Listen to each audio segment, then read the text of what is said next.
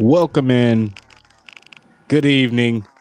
It's the Real Spiel live show with your host, co-host Roman Kelly, Trevor Kelsey, Will Wigginton. Missing our boy KJ tonight, but it's all good. He had some business to handle with the fam. Fellas, good to be back. Missed a good amount of time. Trevor had some technical difficulties over the weekend as well, so we missed a couple different things we meant to get out, but we're out. We're live. It's game week. It's reaction time as well. Got a couple of other things we're also going to discuss for you guys. Thank you all for already tuning in, listening in with us here.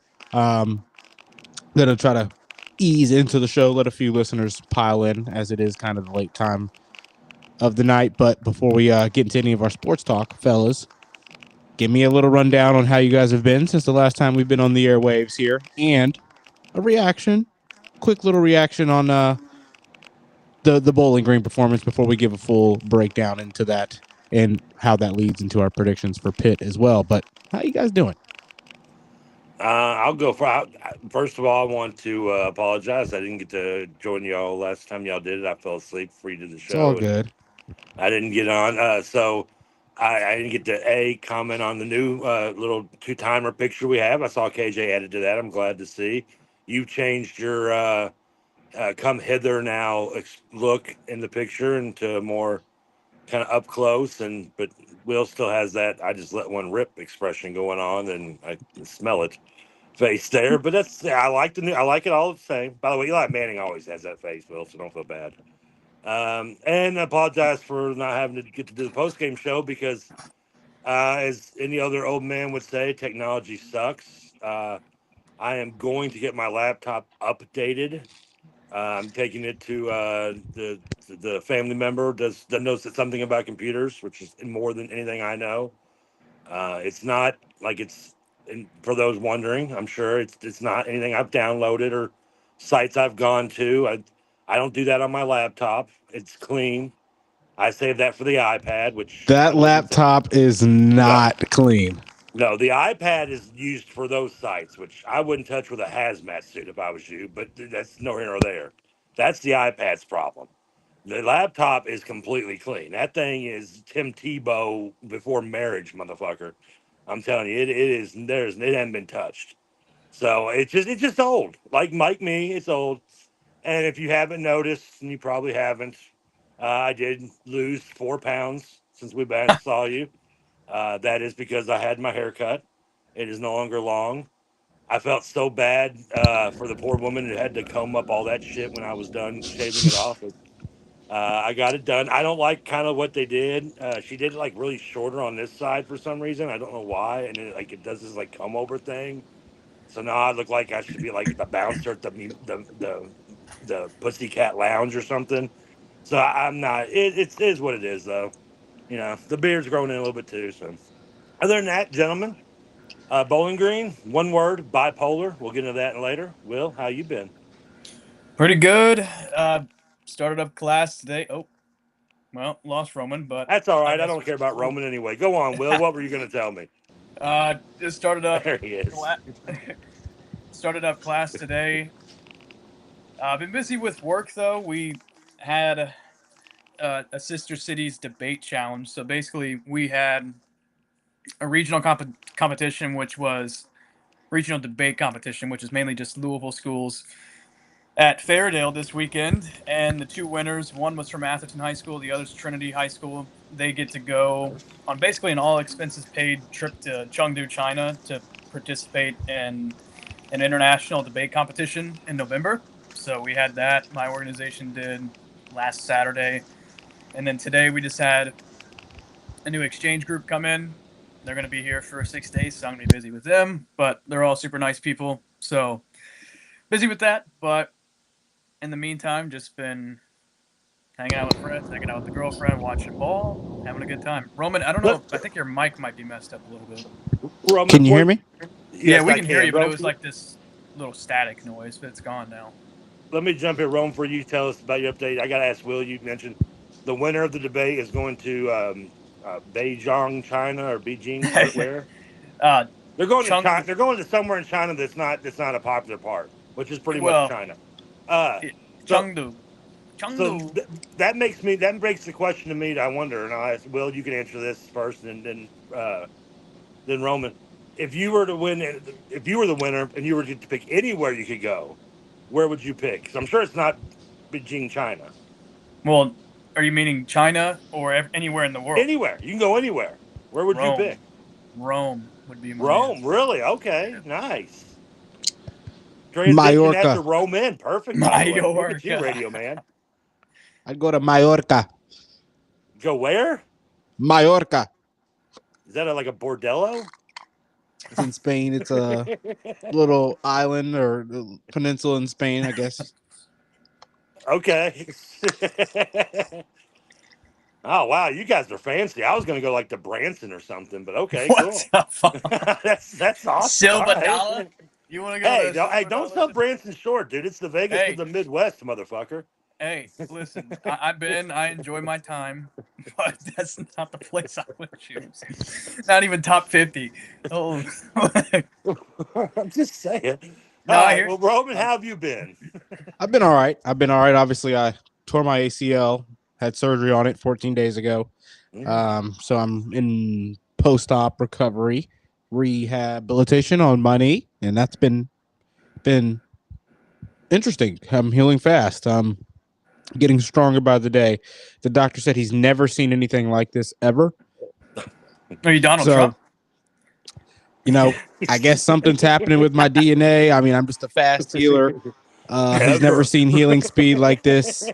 Um, Nobody's ever healed faster than I have. The doctors the, say, the doctor said sir, he's never seen anything like this. sir, it's incredible. My I've knee's never seen healing at an anybody heal incredibly like this fast person. rate. An There's never entire been a history person of to heal like America. you.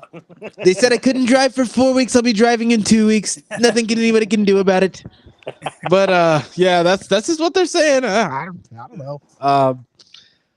But That's I've what been doctors pretty do. good. Other than that, it's changed things. I do less in the day. I have to ask for rides. I have need help with basic tasks. But also getting faster, and I'm healing faster, and getting back to more normalcy. Can go up steps now and stuff. I'm not on crutches or anything, as you guys obviously Nice. saw me hobbling over pre-show in my Yeah. draws. I'm curious. But I wonder, for those who don't know, Roman, I know he's not there now, but, and maybe you don't live there anymore, but was on like a third floor. We had to go up like 4 flights of stairs to get to his apartment. With your leg it is now, Do you think you could beat me up those stairs Right now, right That's a now? good question. Like, if we go out there and do a race right That's now a on good your question. backwood stairs I with think your so. leg versus I just me think so. being I think it'd 400 be pounds and close. like you've seen the movie Barbershop, right? Yes, no, baby. I Okay, think so. if you haven't, the guy that tries to go down the stairs and up the stairs when they're carrying the machine, that's me for the white version, basically, of that dude trying to go up and down stairs. Listen, I'm just Trevor, curious. I think you would have an early lead, but you would lose it by floor 1.5. About that, you would run out of gas. Like when I get to the second plat, I'm like pausing. I'm like, You're like, oh fuck. Yeah, you Here's think you'd get off to a fast start, and that would be enough. But I think by I'm the like time we got smoke to, break, smoke break. I'm looking at you, I'm watching you. Waiting. I'm asking where you're at. By the time I get to the top, that's funny. But yeah, it's interesting. I haven't been able to do a whole lot, but I can still move around a little bit now. Not having any pain at all, which is really really nice. Shout out to all the people already in here listening to us. That's super cool. But yeah, doing well. Didn't get to go to the game Saturday, but it's okay. I'll go to the next one. I'll be Will, did you good go to by the game then. on Saturday? No, wasn't able to, but well, I watched it with friends, so it was probably better than being in the heat, honestly. Okay, it's I, just a I no called then. Will. I called Will. I was like, Will, you going to the game? Will was like, why would I go see us beat down on Bowling Green? And I'm like, all right, fine, whatever. I didn't say it like that.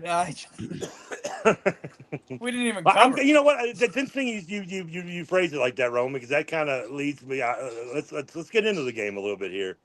Let's do And it. one of the things that the way you said that it's true. That's what should have been. And this game, to kind of give a nutshell of my breakdown of it, and as quickly as I can, and don't worry, I do go quickly. The ladies will tell you that. Is that like when you look at this game and you look at it from like the outsiders, like when we want to do like make a parlay card, and we're like, oh, let's see what this team's done. And you're looking at the score sheet, and you're looking at the score with their last few games. And you look at even the stat sheet to break it down.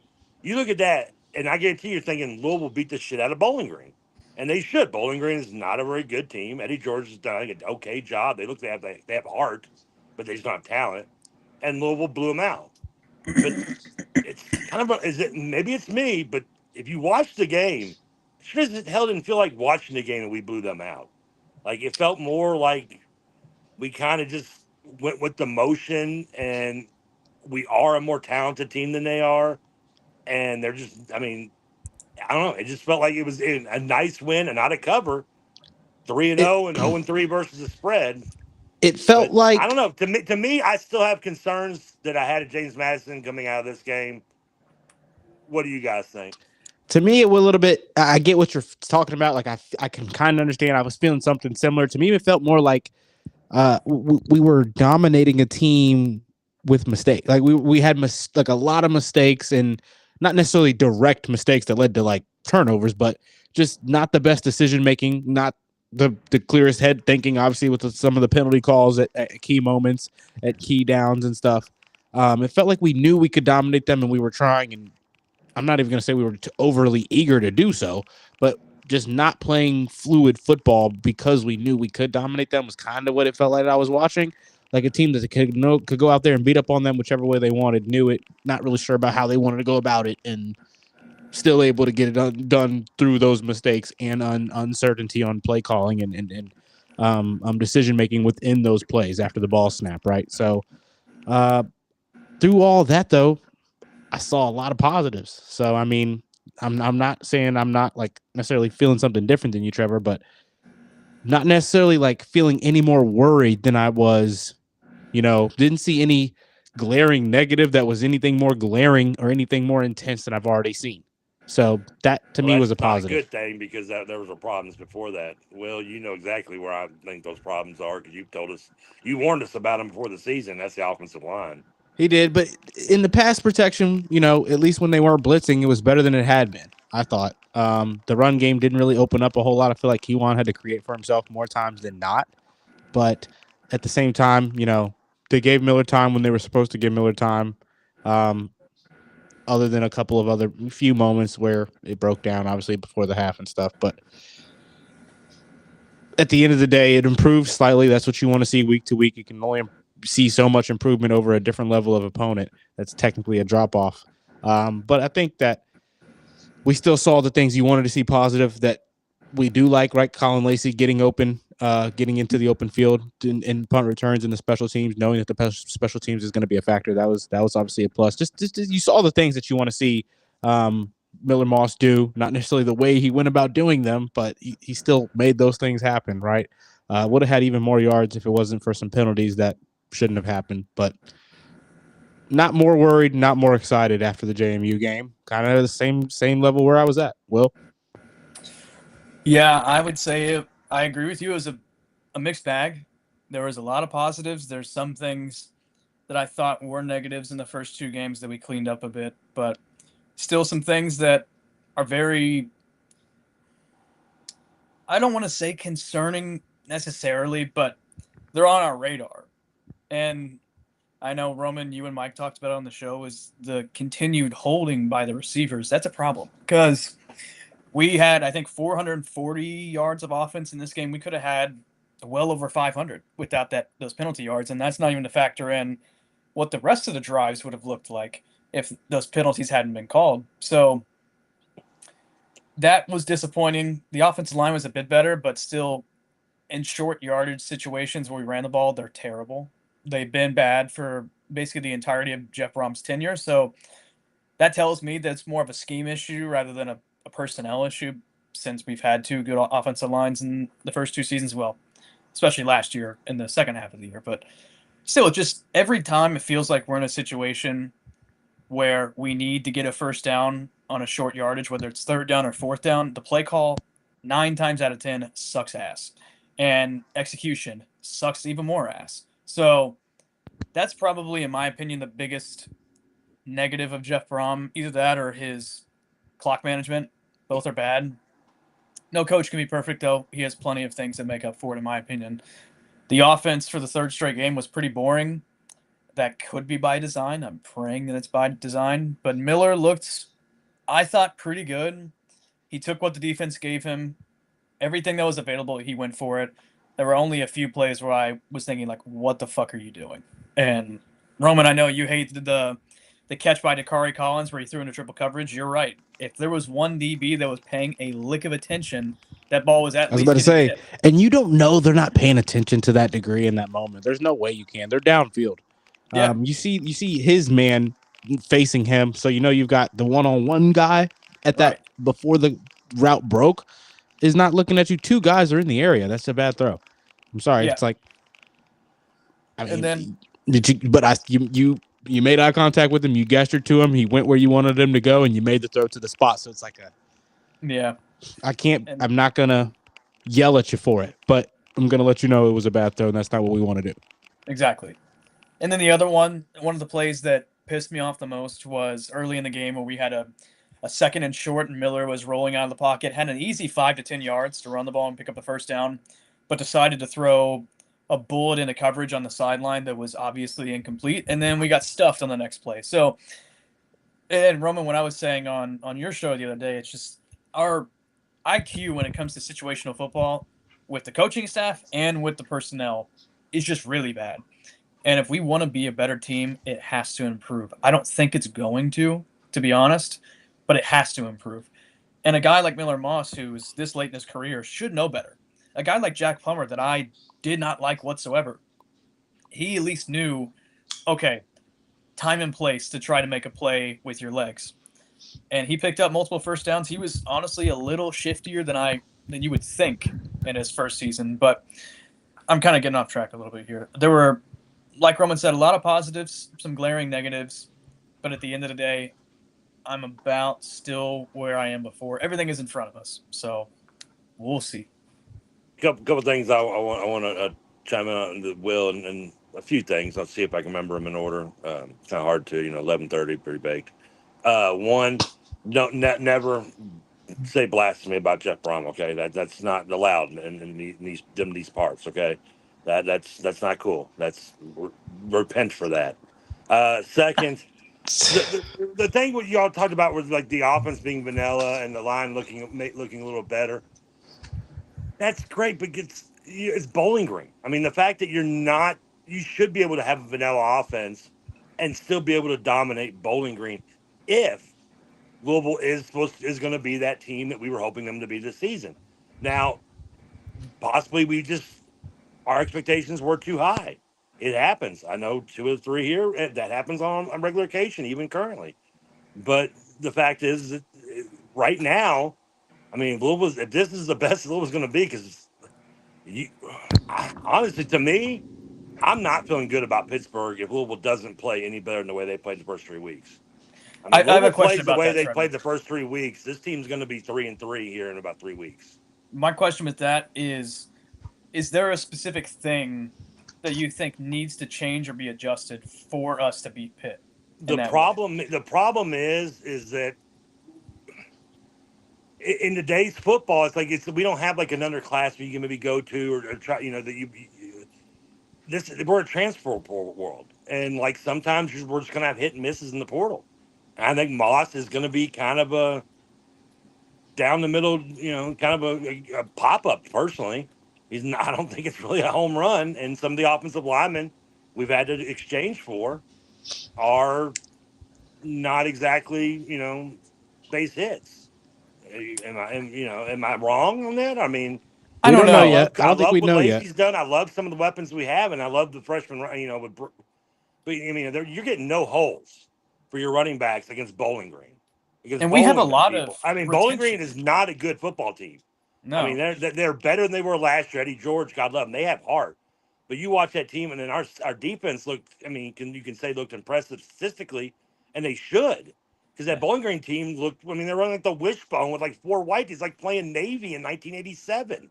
I mean, you shouldn't have to be fearing of them, and no one's going to fear them outside the MAC because the MAC sucks this year. So maybe they'll be 500 when it comes down to it. But I mean, I know Pittsburgh. Listen, Pittsburgh. We play the way we played in these first 3 games, and we go into Pittsburgh. We're not winning unless Pittsburgh gives us the game. Like we're Yep. not gonna win. We're not gonna beat Pittsburgh by playing the way. And I thought you saw when you look at Jeff Brom. First of all, you look at the way he acted on during the sideline. Most of it's towards the refs, but I'm sure that's just anger being laid towards the refs from delayed off the players with some of the like you mentioned the stupid penalties. The fact I think we had 7 when it was all said and done. It felt like 14 to me. I maybe I'm wrong on that, but They were just when I saw untimely. 7, I was like, no way. I was like, the first quarter maybe. And Yeah. but when you listen to Brom in the post game, I mean, I haven't watched any press conferences he's maybe done since the post game, but I mean, you could just hear, I mean, in his voice, he knows this team has a lot of improvement to do, and they do. Because right now, I mean, we're looking at a season that can be okay and good, but we weren't wanting good. I mean, we were expecting. I mean, I'll be okay with good if we have to, but we were expecting, ACC contention. Yeah. And short of way that Clemson's pooped the bed, we're not far off in the way we've looked in our first 3 games. I know we're 3-0, and it sounds stupid to say, but we're No, 3-0 it's against not. 3 shitty ass teams. I was gonna say there's something that feels just off. I can't Yes. put my finger on it.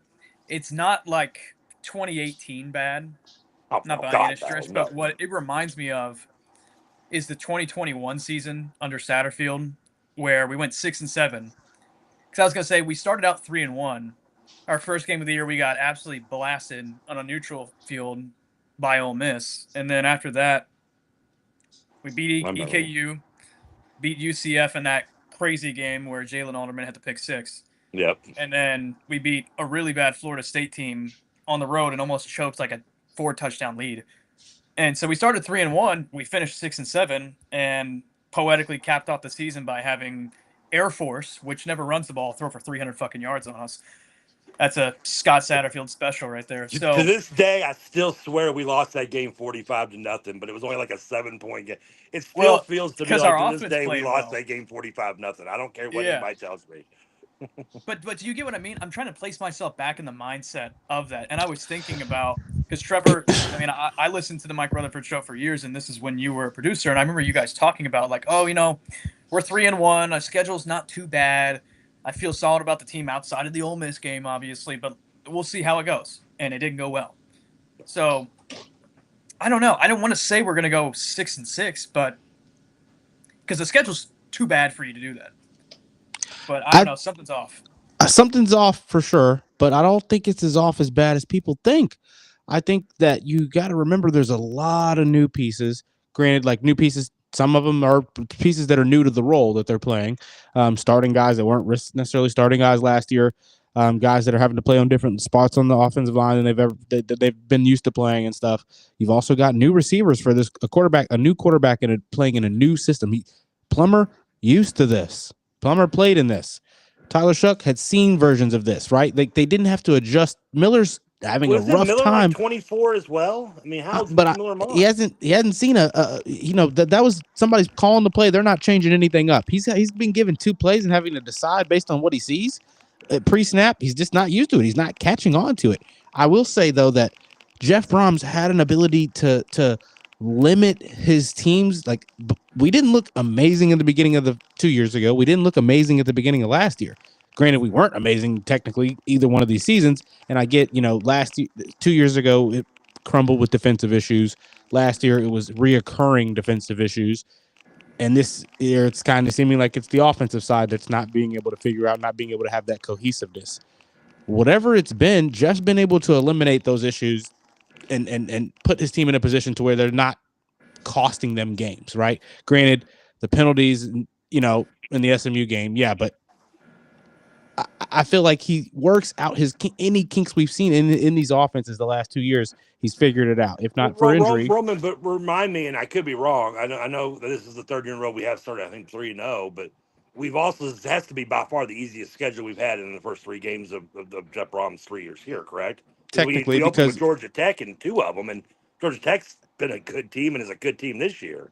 We didn't play well against them 2 years ago. Yeah, but still, we played a good team though. But there were hiccups. We didn't look great, but we played against good teams. We played against 3 teams that we should have just not only covered in all 3 games, but like they should have all been EKU style games. James Madison, gets a decent team, and they're going to be. It's only a 14.5 point line. But they're still not. But that's the thing. And I said in the post game for that, that's great. But you should beat a team that type of team shouldn't be giving you trouble if you're what we thought or hoped was going to be, and that is a contender for the ACC and making the 12-team tournament.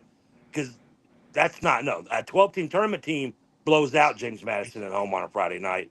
By more than 10 points. That's that. I didn't have that expectation for this team. I said 9-3, losing all 3 of its big games. You had the 3 losses. You might. I was low on Miller Moss. I was low on Miller Moss, not expecting the offensive line to be bad on top of that. And now we're also experiencing these running back, whatever we want to call this, issues.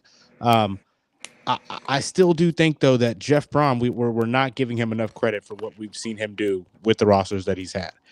This top to bottom is a really, really skilled roster. He's going to find ways to make it work. He's done it before. I believe in him. I do. I know. I'm not like blasphemy Will over there, and I already hate him. Well, it's not like I don't believe in him, but I just disagree with the premise that we start out really bad and we look like absolute shit in all 3 seasons so far, but then we get better. It's like those same mistakes that we have in the first few games of the season that shouldn't happen to begin with. Like no great program or program that wants to be great has that consistently and tries to just explain it away as it's just getting adjusted. Like everybody's getting adjusted, but they look better than we do. And then beyond that, and a lot of the losses that we've had under Jeff Brom, they are self-inflicted losses. You think of the first season, Pitt, pick 6 by Plummer, red zone fumble by Plummer. When we lost to Kentucky, Jack Plummer fumble, Jawar Jordan fumble. We give up a kick return for a touchdown. Miller Moss throws for 500 yards and 6 touchdowns on us, and he never started a game in his career. Then last year, we have tons of penalties, a fumbled snap on a punt, a fluky-ass pick against Notre Dame, and we only lost that game by a touchdown. But still, it's like you almost beat the national runner-up on their home field when they played a great game, and you had all those mistakes. Then SMU, you explained it yourself. That's point taken. Stanford is the worst example of all. It was an all-systems failure, and that was all self-inflicted. Stanford didn't have a shot in hell of beating us, or at least they shouldn't have, but they did. Miami can't get a stop to save our lives. It's just these losses that we have, they are self-inflicted the vast majority of the time. It is us either losing the turnover battle, being undisciplined, or just having coverage bust after coverage bust. It is all internal. So that comes back to the coaching staff to me. It's like, yes, last year we went 8-4, but we had the 40th overall pick at quarterback. We had a third-round corner and a fifth-round D end who's now starting for the Kansas City Chiefs. We had plenty of talent on that roster, and we had a bottom half of the country defense and won 9 games, which fine. But true. To be fair, the defensive coordinator was up in the box, sucking his thumb for the first 4 games of the season, not really addressing anything. Yeah, but I mean, Bowling Green averaged 6.5 yards a play on us. Did we have a sack? I don't know if we had a sack last week. I thought we had 2 sacks. Or no, we didn't. I could be wrong. Actually, I don't think we did. We had No no sacks. Yeah. For those of the viewers in Bowling Green, if I'm too hard on them, yes, you're going to have a long season. Maybe not as long as it was last year because again, the MAC is pretty bad. But let's give Bowling Green credit because that team, like I said, they're talent wise, they had no business being on the field with Louisville, and yet Eddie George, I thought they showed heart. I mean, Eddie George. Well. I mean, I and just watching that game, I think I kind of laughed it off when I found out he was coaching there. Because I didn't realize he'd had, as many years as he'd had at Tennessee State, but still, I tell you what, Eddie George, he keeps us up. I mean, I wouldn't be surprised. He's taking over for that, like, creepy little pervert dude up in Columbus here in a couple of years, that little Pierce nipple looking dude who looked like he'd put his mom in a third-rate nursing home to save a nickel. That dude, he reminds me of Shel Silverstein. Is that the guy from the show, He looks like the dude from I think he's on Suits or something on USA or it's one of those shows. I don't know. I'll send you the picture. Louis Litt. I don't know his name. He looks just like he's like an attorney on USA. Yeah. Just every time I see him, that's what I picture. Yeah, he's probably as evil as that dude as well. Yeah, like I couldn't imagine trusting anything that little piece of shit says. So yeah, I'd love to see George in Columbus someday coaching there, but I wouldn't. The way I thought. But still, the point is that I don't know. Maybe I'm just being repetitively high, but maybe we moot and we'll go into Pittsburgh and play well offensively. But because Pittsburgh's not a great team either, but it's still going to be a road game. It's still noon. I don't know. I know I believe we're favored. Will, correct me if I'm wrong, in like 6 or something. Or 4. I think right now it's like 4.5. Roman, yeah, correct me if like I'm right wrong. now, you put a gun to my head. I'm taking Pittsburgh getting the points. Yeah. Look, I mean, I get Bowling Green. I'm not going to worry about the garbage time touchdown. I think that we still completely handled the job. The defense, like you said, the reoccurring things last year. A lot of those reoccurring things were things we saw from the defense early on that we haven't seen from the defense so far this season. Granted, the schedule was kind of set up to expose some issues. If you were going to have certain issues, the schedule last year was set up perfectly to expose those issues on the defensive end and our defensive line and linebacker play pretty immediately. We haven't had that quarterback play. I mean, granted, we have kind of had two quarterbacks in one game willing to use their feet, and we managed them well, I felt like, for the most part. But I feel like the defense has already shown it's not prone to making the same mistakes over and over and over. It's already improved over a bye week span. Granted, Bowling Green was the result of that improvement. I understand that, but that's better than what we were saying by game 3 in terms of defensive improvement game by game basis last year. So it seems like something's changed a little bit with the defense. Granted, we haven't been tested. Like one great example of a double-edged sword is in the Bowling Green game. Coming out of it, a positive is I feel like we have like a kicking game that matches like your Art Carmody and David Akers days, and it makes you feel confident. And not only that, we have a DK, a designated kicker. They can come in and knock down like Kyle Schorber off the bench to pinch it like 55-yarders. But the negative on that part of the double-edged sword is we shouldn't have to be settling for that many field goals against Bowling Green. I agree. So it's good. Like I'm positive. I'm glad to see that we have a kick. That's going to trust me. Unfortunately, it's probably going to come in handy maybe more times than we want down the stretch of this schedule. Because I mean, correct me if I'm wrong. We got Virginia between Miami and Virginia's looked good, guys. I mean Will's exaggerated expression right there tells me he's maybe worried about that game too now. I'm so way more than we ever were before the season. I am terrified of that game. Yeah, I mean the Virginia's offense has looked awesome so far. I mean their Florida State game this Friday, bet the over.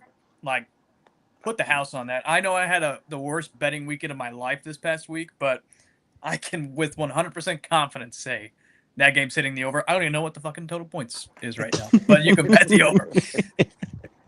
Not I like only it. did we get a guarantee, we got an F bomb from Will. That's awesome. Fellas, That I want was to that's I like want to I just won sidetrack real quick. twice. I want to sidetrack really fast, Trevor, Will, because we're going to get back to this football talk when we come and do these predictions. Trevor, I don't know if you've gotten a chance to really read this or take a look at this or see any discussion on this, but we're going to talk about it a little bit. I was able to discuss this earlier in the evening, actually, on the Starting 502 podcast from the State of Lou Podcast Network. And this is something that I think will be a good conversation to have here. As we've got Kevin, it says Kevin Keats at the top. Practice report as Kevin Keats attended Louisville men's basketball practice today, right, Will? Yeah. And he also attended EKU, I believe. I saw a practice report from them as well. I don't know if he's gotten to any other schools yet, but he attended practice. This is obviously the ex-NC State coach, and former UofL assistant under Patino. former UofL Yeah, assistant as exactly, well. yeah. I was about to say, and also, just a really advanced basketball mind, very understanding of today's game in college basketball. So love that he has a good relationship with Pat Kelsey. Hopefully that can help us out in any other ways going forward, maybe. If he was But that advanced, he'd still be coaching. But true. I'm just saying. True. I don't know if he's Not got to to get to. bash Kevin Keats. He's forgotten more basketball than I know. I'm just saying. And it's also interesting because they had the resources. It just seems like they couldn't make the right decisions with personnel. But whatever.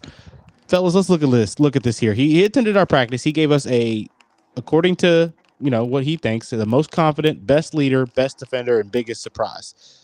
We'll go into this a little bit. Most consistent here, we've got Ryan Conwell, Michael Brown, Javon Hadley. Best leader, Isaac McNeely, Ali Khalifa, Kobe Rogers, Ryan Conwell, Javon Hadley. What's obviously biggest surprise is a point on here, but what surprised you the most when you saw this? Probably that I would say most consistent does make a lot of sense with those three. I'm surprised that guys like Isaac McNeely or Kobe Rogers aren't on there, but also that Kenai Roos doesn't appear anywhere on this list, which surprised me because we talked throughout the offseason ad nauseum that we expect and hope for him to make a huge jump from year one to year two. And that's not to say that his lack of a presence in this is any indicator of that, but it is noteworthy because multiple guys pop up on multiple different occasions. So when you have somebody that's in the rotation that doesn't appear on this at all, it makes you think a little bit because, correct me if I'm wrong, I don't think there's any other player that's going to be in the rotation consistently that isn't on this list outside of Case and Pryor, who's still hurt. Yeah, and depending on what you think about Mo Kamara's ability to get into the rotation. I don't think he's going to play that much this year. So it's like, Kenai Roos, we're talking about is maybe an NBA level player. So he should be up here with maybe best defender or biggest surprise. It's like, I love. Well, I'm going to go ahead and think about it like this. He just didn't want to put Kenai on every single one of them. So he just said, you know what? It's a good way to put it. But they know what Kenai is here. I'll just leave it to the new names other than Javon and Kobe and Ali, obviously, but. And I love that best leader has the most amount of guys out of all the topics. Great sign. I think that we do have a very mature team and a great group of guys that are really talented.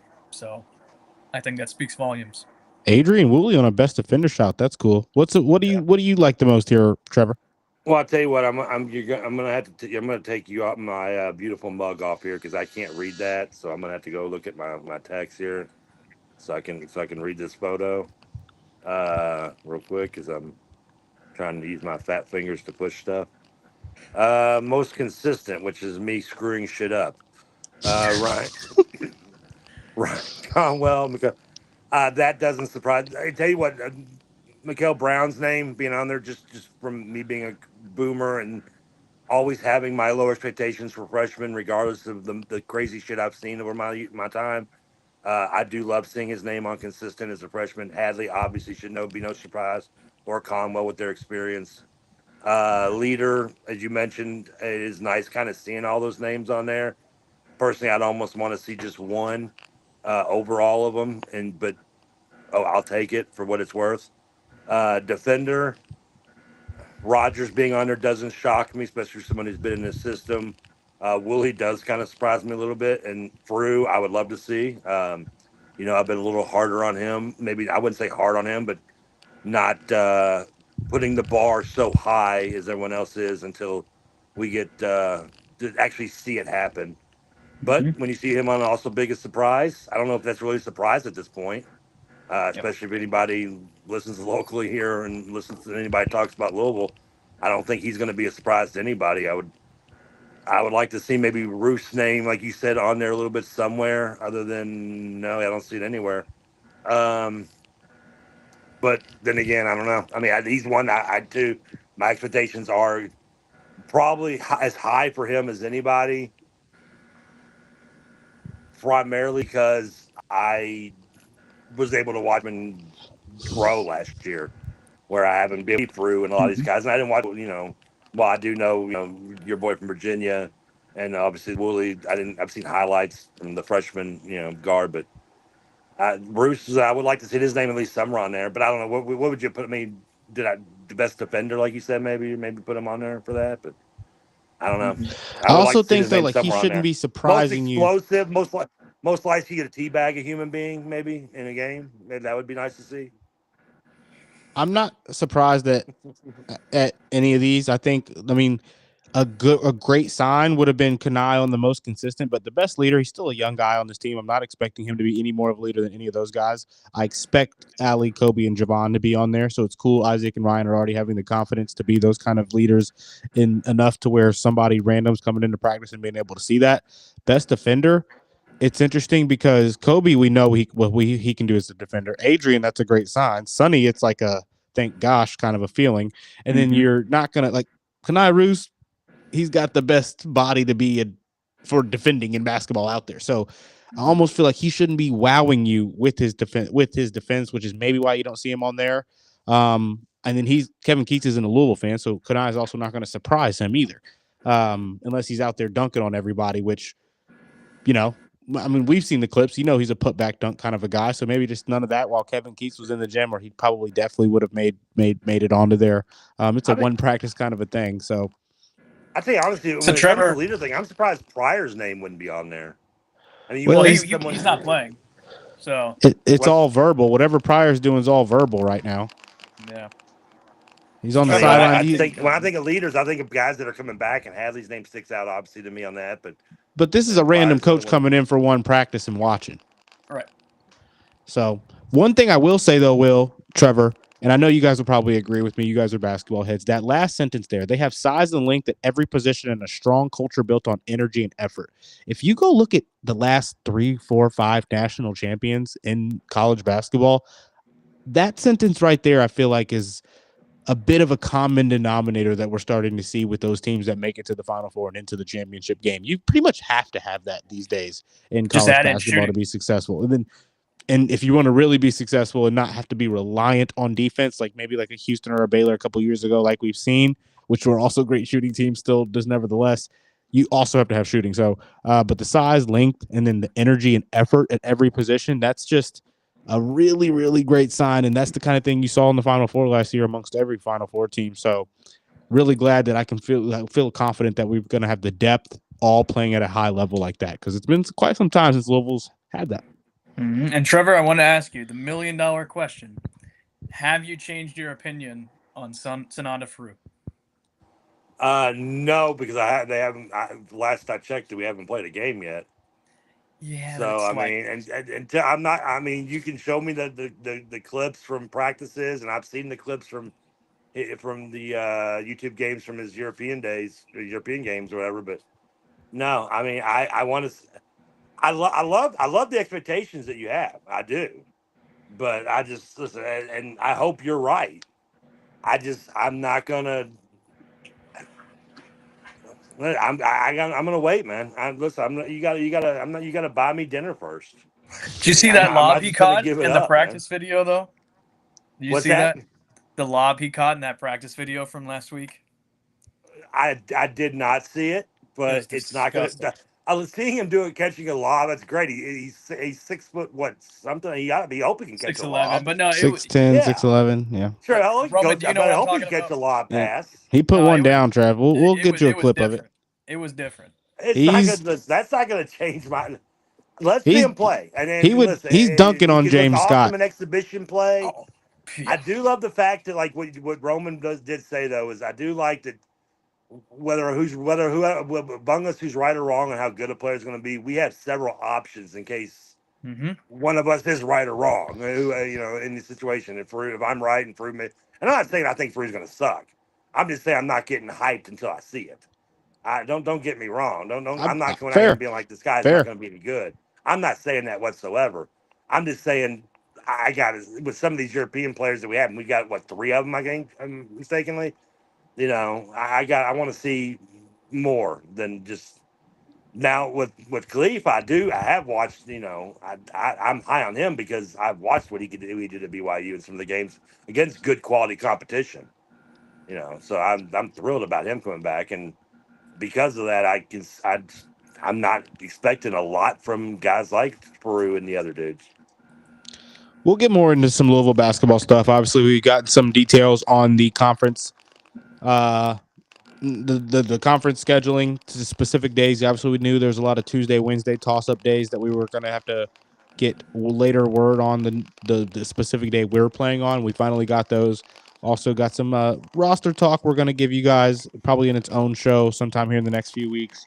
And we're going to break down the non-con, give our personal records on the non-con, just like we did for football, so we can go back to them at the end of the season, give our full-on record for the regular season as well. Not regular season, but the conference slate as well.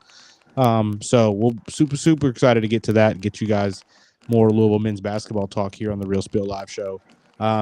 Not really much other news that we really need to get into right now. But obviously Tyron Stokes, Taylor Kinney, currently at the moment, not seeming like they're lining up to be potential Louisville recruits. I don't know how true that is. It's just what the talk is on people who talk about it. Tyron Stokes' mama wants him to be a Cardinal. I've heard that. So hopefully that's strong enough, and maybe that can happen for us. Tate Kenny seems like he's running to the money. Whatever. Do y'all remember? Do y'all remember? I don't remember who it was a football recruit. You just said the mama thing made me laugh because it made me think about it was the early days when they started doing the televised announcements of where they were going to college, and I can't remember. It was an SEC kid, and I think he was going to Georgia, and like his mom's like sitting there decked out in like Florida gear or something or It Alabama was gear. it was Alabama. It was Alabama. Okay, yeah. And he picks it, he just like disowns them right there, like in the middle of the press conference. Yeah, she like walked off the screen disgusted. Yeah. Yeah. I remember Was that. that? I think he picked like Florida over Alabama. So it was an SEC between SEC schools. I remember that. Yeah. But I wonder what happened to that kid. I wonder if him and his mom ever like reconciled. I'm just curious. I don't know. Surely he, started making money. You can't, not stand away from I'm Lava glad too Will long. remembers. I just didn't just dream that I up. remember It's the like, clip. I hey, couldn't remember any of the details to that, but that's funny. it was- Fellas, how Well, I tell about you them what. Now Ravens? I'll say Will this: we know Will. We're not going to get into Virginia, but because we know Will's fear for that, and we don't need him peeing on himself a little bit. But we do have Pittsburgh coming up, and we've already shown concerns, obviously. I want to talk about them Eagles first? Oh well, geez, I'm not going to stop you from doing that. How about that? Jalen Hurts trying to be Mr. Hero, watching that field goal get kicked, block, and the game won from there, like he knew it was going to happen. I mean, what luck I'll the tell you Eagles what, have. you're gonna think I'm crazy maybe, but my thoughts with Philly are almost similar to what it is with Louisville right now. Like we're 3-0, and we're not playing good football. And here's the thing: I know we've won like 19 out of 20 is the number now, but this week coming up, if you want to make some money, they're playing Tampa, and Tampa has owned Nick Sirianni. I mean, owned him. Like, do they need to pass an amendment of a law to get him free from being owned by this dude? And you look at it from last year where they blew us out, which is the last loss I think we had to Washington, and then the playoffs knocked us out, beat us twice that year. The year we won the Super Bowl, they beat us. I think we've lost like 4 in a row to Tampa. I don't know what it is about Tampa. He could not beat them, and they just blow us out every time. This is going to be a bad week for maybe a bad weekend for me in general. If Louisville doesn't straighten things up, and I have a bad feeling it's going to come back and roost on me in Philadelphia as well. They're going to lose this week, but overall, Dallas still sucks ass, so I don't worry about them. The Giants are just a clusterfuck, and Washington is on pretty much as many legs as Roman, so we're good winning the division. That was a low blow. I'm just so we're good win division. We'll win. I think we'll still win double digit games. But they're just and Lane Johnson. I don't remember seeing what his injury was, but he left the game, and that was a big blow to us because Matt Pryor he's okay. He's just kind of, but he's not gonna long term not gonna handle it at the left tackle or right tackle. So yeah, it'll be we still haven't really filled the void of Beckham. I think completely. We made that Kenyon Green trade and then we just cut him, which ironically we traded C.J. Gardner Johnson for him and he just got cut by Houston. So that trade clearly was a bust on both ends. So it's going to be. I think we got lucky to win it. That was a beautiful game. Don't get me wrong. I love seeing Jordan Beautiful Davis. second Just half. like, I mean, Jordan Davis in back-to-back field goal attempts was like Billy Bob Thornton just busting through the line and blocking that shit, and even taking the second one back. It was a great weekend for defense and special teams. If you're a fan of on one side of getting blocked, and also you had the Browns getting blocking a field goal and the kicker getting the game winner for him. So A lot of good Aaron stuff in Glenn the NFL. dancing after a great Will McDonald jump over block and then losing the game on a field goal in the end anyway. Love that. Love that. Will, them Ravens going to win the division? Yes. Okay. Because the AFC North isn't as good as it usually is. That's why. Oh, I mean, well, no. if Joe Burrow were healthy, I would say no. But we're already 1-0 in division. I don't think the Steelers, they can beat us. I mean, that's the best competition that we're going to have. And with how bad our run defense is, even guys like Caleb Johnson will probably put up 100 on us, honestly. So, yes, we will win the division, but at this point, because a guy like Nnamdi Madubuike, our nose tackle, who we didn't have playing this week, he might. There's rumors that he's done for his career. His neck injury is a career ender, and we just paid him one of the biggest contracts of a D lineman in the league. He's not currently, but he is one of our best pass rushers, and he's our run stopper. So if you lose him, you got to make a trade. Otherwise, you're probably going to go 10-7 and just barely win the division, or you're going to be a wild card team. So the defense is AFC bad. North is down this year compared to the last couple of years. Compared to usual, I mean, it's usually Burrow the getting best, hurt has a lot to do with that too. Yeah, I mean, for sure.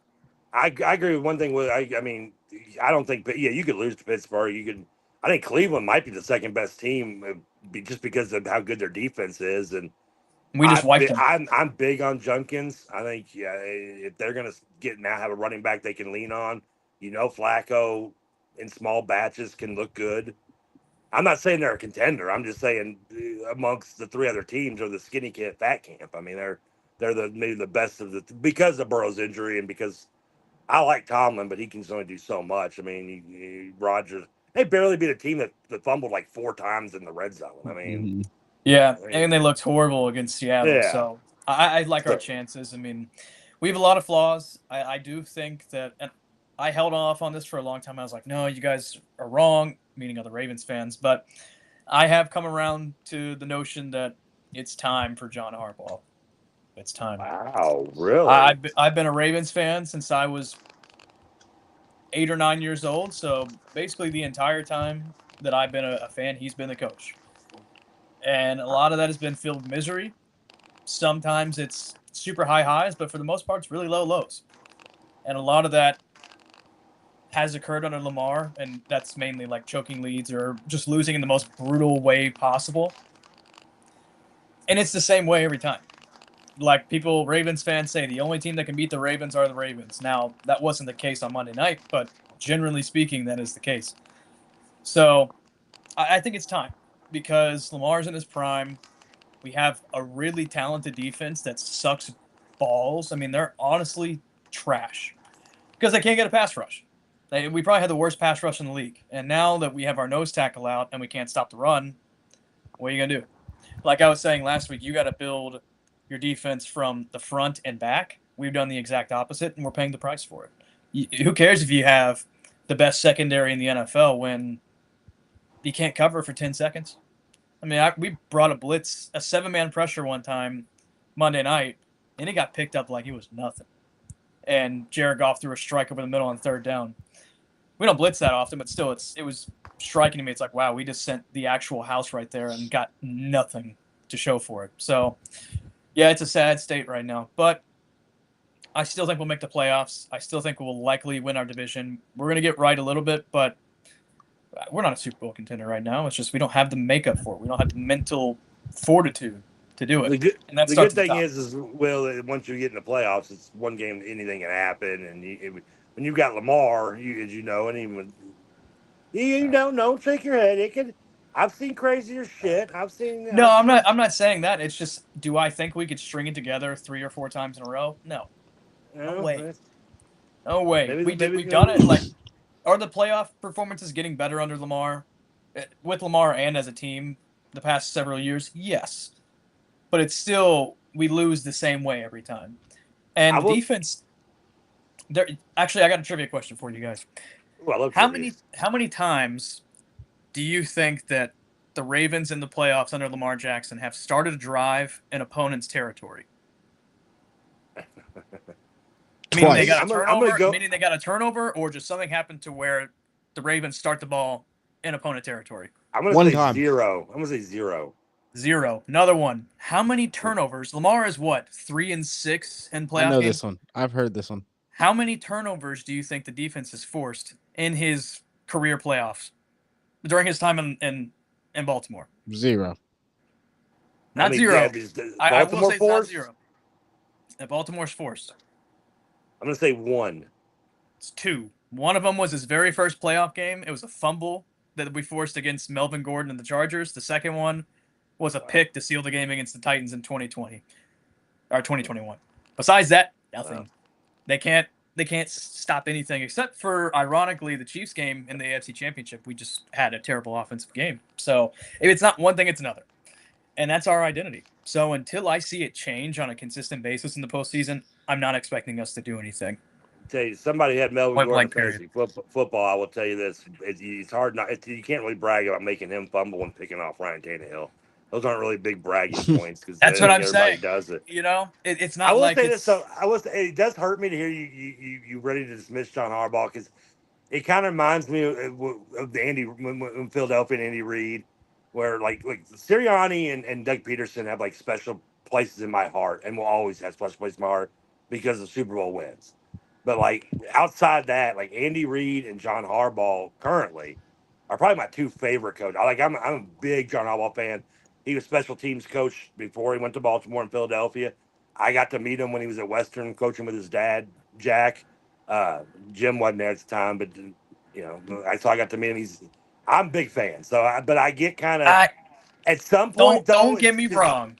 At some point, though, it's just a fresh start. Maybe it's just due. Like I never wanted to see Andy Reid go. I hate, I love seeing him have success, except for one Super Bowl that he's had. But like, I understood, like, since he's been gone, we've won 2 Super Bowls. I mean, 2 different coaches, but we won 2 Super Bowls. So, sometimes it's better to call it a day. And it's been a good 20 years or whatever it's been. Yeah, the way I'll put it is I love John Harbaugh as a person. Do I think he's a Hall of Fame head coach? Without a shadow of a doubt. He is the best coach in Ravens history, albeit, he's only existed for like 35 years. But still, it's like putting down your dog. You don't want to do it. Yeah, I know. Yeah, but you have to do it. It's like that. It's run its course. You are thankful for everything he's done. We appreciate him.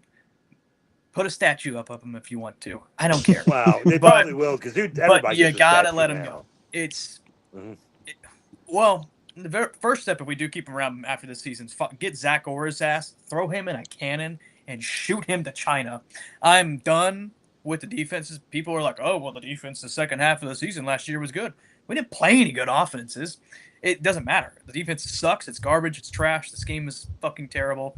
It actually makes me so mad. So I'm ranting about the Ravens. I don't want to do that. I say we go 10-7 or 11-6, Roman, and I'm leaving it at that. You know, here's a weird coincidence. I'm gonna point this out because two of my favorite players are two kickers. One, David Akers, Louisville alum and former Eagles kicker. I have two of his jerseys and an autographed picture of him on the wall around the corner. And the other is Justin Tucker because of fantasy football reasons. So much so well, you might want to let that one go. Oh no, I don't care. I don't give a shit what he did. He won me 2 playoff games. Okay, that dude can pull out whatever he wants. All right. But here's where the connection is funny with between my love for Harbaugh and Andy Reid is well connected to my love for kickers. David Akers missed 2 big field goals against Green Bay in 2010 playoff game. They released him. He was the scapegoat because that was the game Rodgers ended up winning and winning his own Super Bowl as well. And I thought he was a scapegoat. He went to San Francisco, had several good more years.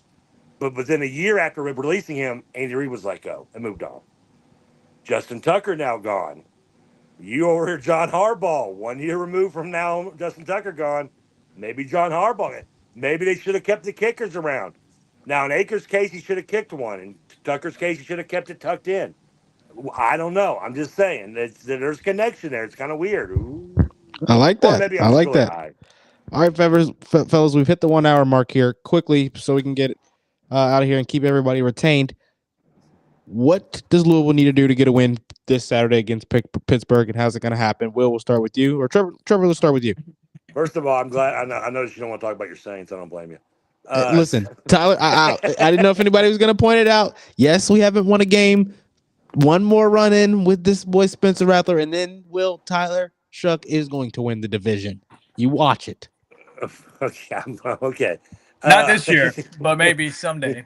Yeah, I said it. I just want Tyler Shuck to make it out. I just want Tyler Shuck to make it out of the season alive, okay? That's all. Shuck's winning the division this year.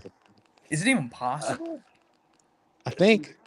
Tampa Bay's 3-0. I think you guys are cooked. I think the Saints are 0-3 and been out. We can beat them twice. We can go beat Tampa twice, right? Yeah, but you still have to have the same or better record to win the division. He's going undefeated after this Bills game. I hope so. I want to borrow some of that apple juice. Pittsburgh. Listen, I said it again. I said before, if Louisville plays the way they played against Bowling Green, they will not beat Pittsburgh. They can still get a win if Pittsburgh hands it over, and Pittsburgh is capable of doing that. We know if you watch Pittsburgh, they blew out their 2 scrub opponents in ways that. Listen, I didn't watch them beat Central Michigan. I think it was like 45-17. But Central Michigan's a shit team too, so maybe it's kind of that same mirage, like I said about the Bowling Green game with us. If you look at it from afar, we must have blown them out. Watching it, I don't get that feel. I didn't watch the Pittsburgh Central Michigan game, so maybe it has the same kind of feel. And they beat Duquesne, which I didn't even know had a team in football, like 60-something-0, so that doesn't count. But if you go look back at you have the West Virginia game to look at, and they choked that game away. If Louisville's offensive line is going to get some improvement and get some running stats, it's going to be this game because they could not stop West Virginia's running game. And if Louisville can't get the running game going against a team that just gave up like 200 yards rushing to West Virginia, then we're just going to have to come back and start discussing these same issues again and have these problems with West Virginia. Because if we can't get the running game going, I don't know. To this point, I can't trust Miller Moss to win a game for us. And I don't think he can. And on the road against Pittsburgh, who if that quarterback can stay healthy, maybe we'll knock him out again. Hate to wish injuries upon somebody, but maybe it'll just be a bad injury that just for 1 week. I don't know. Because last year we can't use last year's footage because we haven't played this kid. And this kid's look good. So we played him for a drive. He threw a pick, or a couple drives.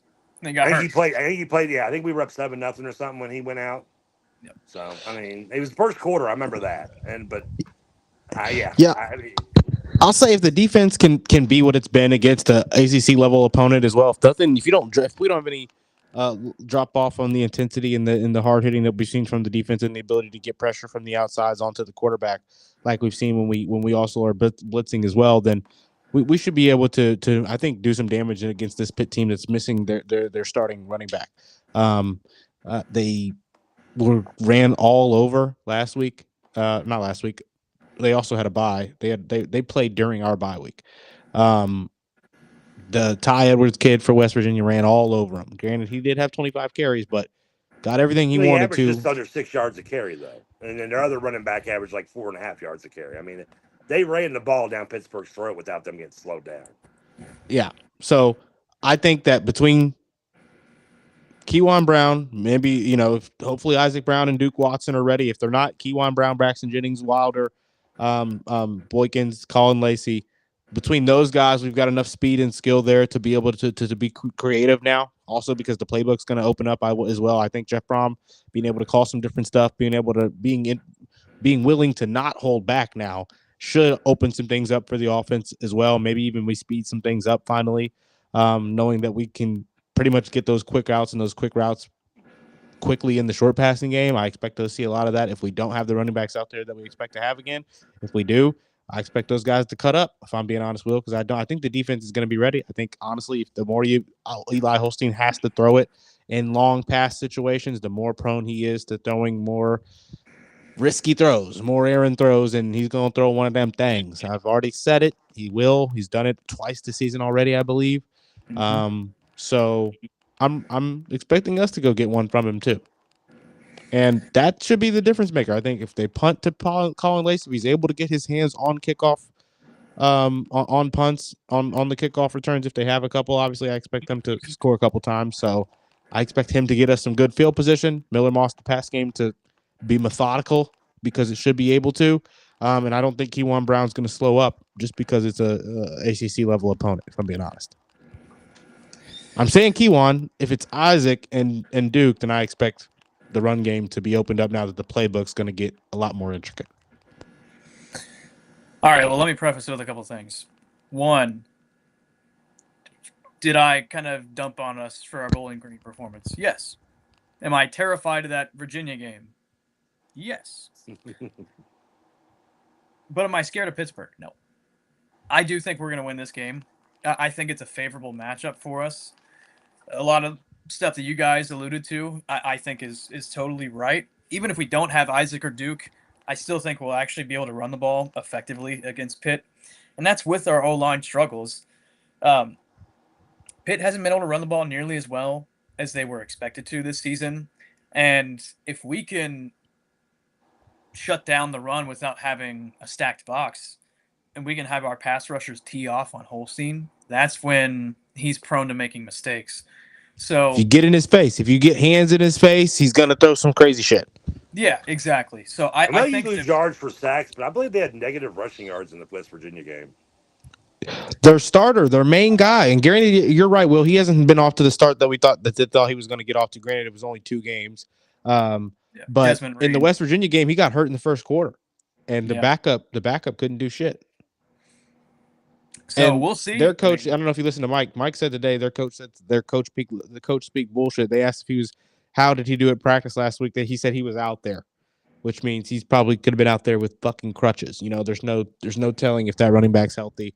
I think this is the kind of game. It's ACC play. If he's 60%, he's playing, but if he's not, he's probably not. And if he's, if he came out and didn't come back, it was a pretty serious injury in terms of the day of. So and this is not to say I think we're going to blow Pitt out. In the preseason, I said 24-20. I feel like it's going to be a tiny bit more higher scoring than that. I think Miller will have his best game of his UofL career so far. And I'm talking very positively. It seems ironic, especially Trevor. You're probably thinking, "Oh, where'd the shift happen?" It's just I think that we have a very good matchup against Pitt. I think the things that we do well stifle what Pitt wants to do well.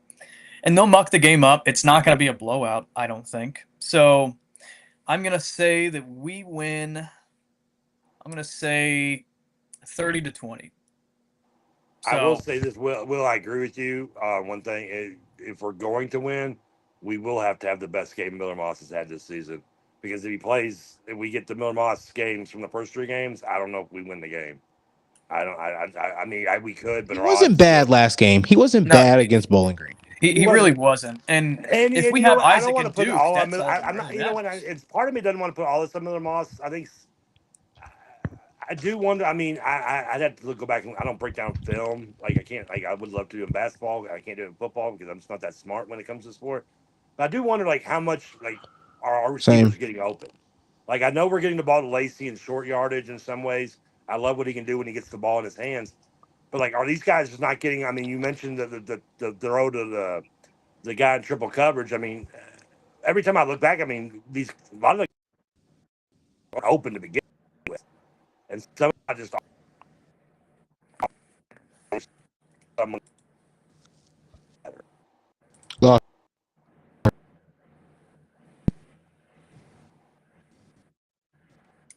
fell off. Matty.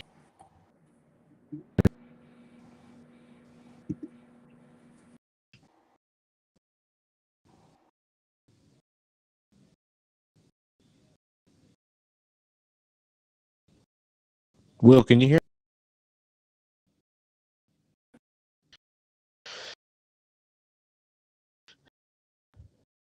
To fully lose.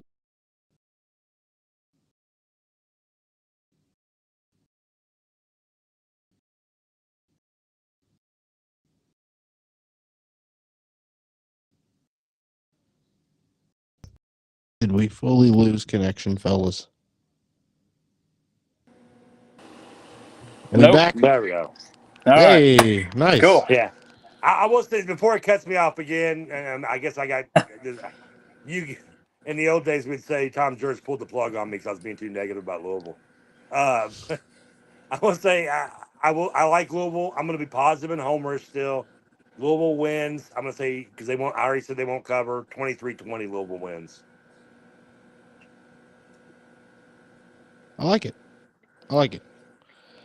You have a Well, I score don't like prediction, it. Roman? I don't like that score prediction, but I like the Louisville win there on someone who's feeling down, still thinking that we can go out there and get a win. It's a good sign. Yeah, I think we're going to roll here. I do. I think the defense is going to have another great outing. They're going to hold him to, I mean, I think, if we can get off to an early lead, which we haven't, but I think we should be able to in this game with some things being more concrete and also the play calling being a little bit more aggressive, probably a little bit more risky as well. I'll say 31-20. It's about the same as me. Just Yeah, maybe I I really wish want I to go a had your little bit guys' more than that. confidence after the first 3 weeks, man. I do. I mean, this must be a youth thing. I'm feeling good. no, it's mainly matchup related, but hopefully it gives us confidence to perform better as time goes on. We'll see. I'd love a blowout because I think we need that said confidence because, as you said, Virginia scares you. I think Yeah. we all didn't. Virginia's looked really good. I think we can still beat Virginia. Don't get me wrong, especially being a home game, but it's still. I mean, a hell, game they that lost to NC State. They're not so scary. I'm just saying That was they a run. present. Hell yeah, it was a back and forth shootout too. On top Right. of it, I'm just saying they present challenges to us that are going to be difficult for us to match in some Well, cases. at this point, from what I've seen the first 3 weeks, I think we say that about almost any week. Yeah, Sadly, fair right enough. now, and we should not be at that. That's the point we shouldn't be. It's not a bad point to be at if that's the expectation going the season, but that wasn't our expectation. Roman's a little bit.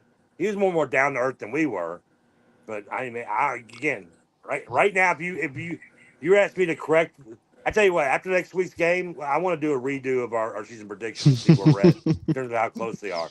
Because I feel it's going to be really crazy. Fair. We can do that.